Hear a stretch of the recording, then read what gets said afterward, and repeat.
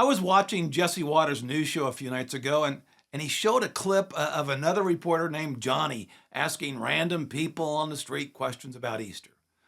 Most of the folks were absolutely clueless. Now, I did some quick research afterward just to see if such ignorance was real or just hype. Folks, it wasn't hype. This is Brad Bright. Welcome to the God is the Issue podcast, where I show God is the issue in every issue. Why? Because we can trace all our human problems to our view of God. If you find this podcast helpful, please remember to like and subscribe. And when subscribing, don't forget to click on the bell so you'll be notified whenever I post a new podcast. Now, most of the people that Johnny interviewed did not know the real meaning of Easter. How could that be? I mean, according to the National Retail Foundation, 79% of Americans celebrated Easter this year. 79%. But only 42% can tell you the significance of Easter. That means almost half the Americans who celebrated Easter this year did not even know what they were celebrating. And that doesn't include the other 21% who don't even celebrate Easter. Now, I looked at other surveys as well, and I won't bore you with the details. But what is clear in all those surveys is that over half of all Americans don't know the meaning of Easter. Does that concern you? You know, to me, it strikes me as a huge opportunity. I mean, it reminds me of a story that a longtime family friend, Nay Bailey, told of an event that occurred during the early years of Campus Crusade for Christ. We had developed a collegiate survey for the college campus to help students engage their peers in spiritual conversations. It asked a few very basic questions. Now, after a few years of collecting thousands of surveys, Nay assembled a team to tabulate all the results. Now, one of the questions was this: in your opinion, how does one become a Christian? 93% of college students indicated they did not even know how to become a Christian.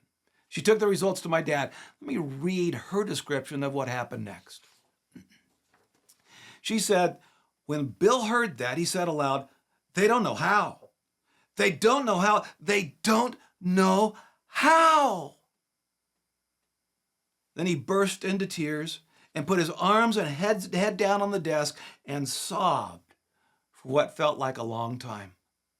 When he lifted his head, we prayed for all those who did not know how to ask Christ into their lives. End of story. Folks, if you heard something like that, would it discourage you? Or would you see that as an opportunity? It broke my dad's heart, but he immediately recognized the opportunity it presented. See, I spent 7 years ministering to college students at the University of Washington in Seattle. Now, one day, one of my associates decided to go talk to the student body president about Jesus. Now, this is how he began the conversation. He began by asking, has anyone ever explained to you in a respectful way how you could know God personally? The student body president responded like this: no. A lot of my friends have had the opportunity, but no one has ever taken it. Folks, the fact that 79% of Americans celebrated Easter this year, but only 42% know that the point of Easter is the resurrection of Christ, in my book, that spells opportunity. So let me show you a simple thing Kathy and I did this year at Easter. We put two signs out in front of our home: Happy Easter and He is risen. As you can see, the two signs are stylistically the same, which visually communicates that they likely refer to the same thing. Now, we live on a street corner across the street from the clubhouse and the pool, and the elementary school is just a couple hundred yards down the street from us.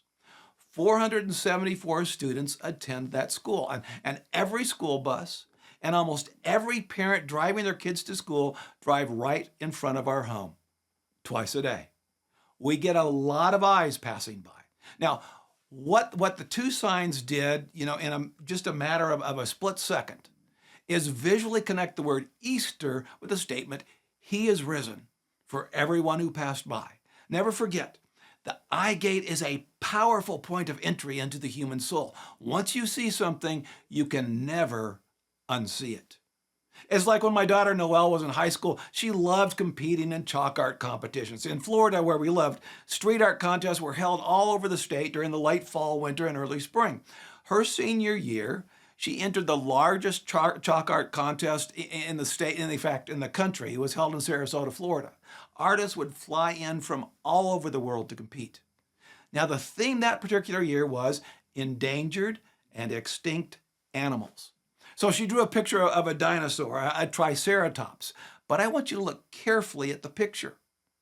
Do you see the human hand reaching out to touch the triceratops? What did that teach every child who walked by? It taught them that people and dinosaurs walked the earth at the same time, and it did it all without a single word. As the adage goes, a picture is worth 1,000 words. And by the way, she named her drawing Adam Naming the Animals. I remember listening to Andrea Mitchell about 10 years ago tell a story about a run-in she had with Ronald Reagan.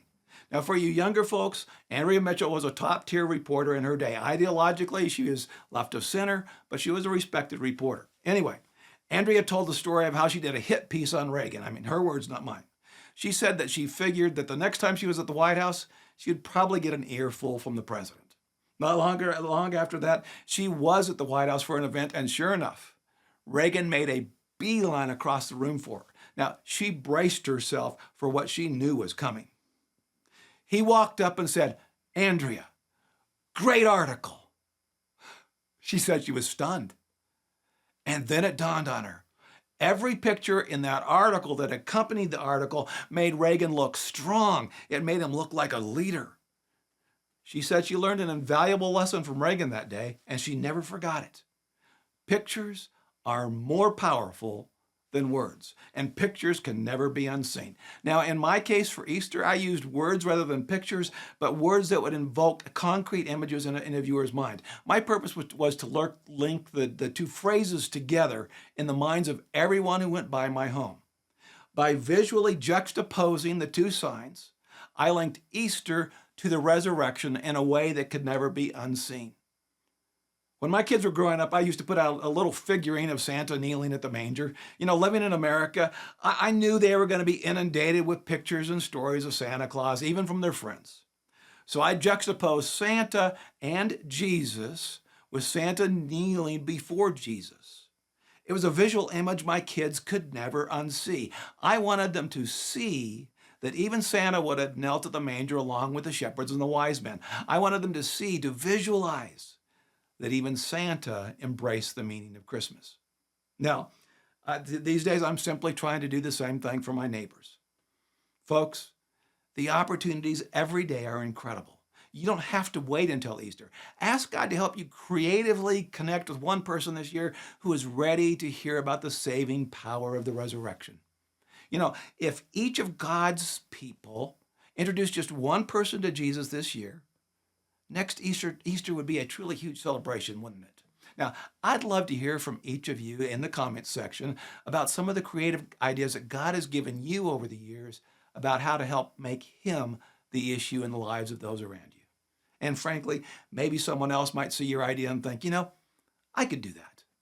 See, God is the issue in every issue. Our job as followers of Jesus is simply to look for people who are looking for God. Can you do that? This is Brad Bright. Thanks for joining me today, and may the God of Easter bless you richly.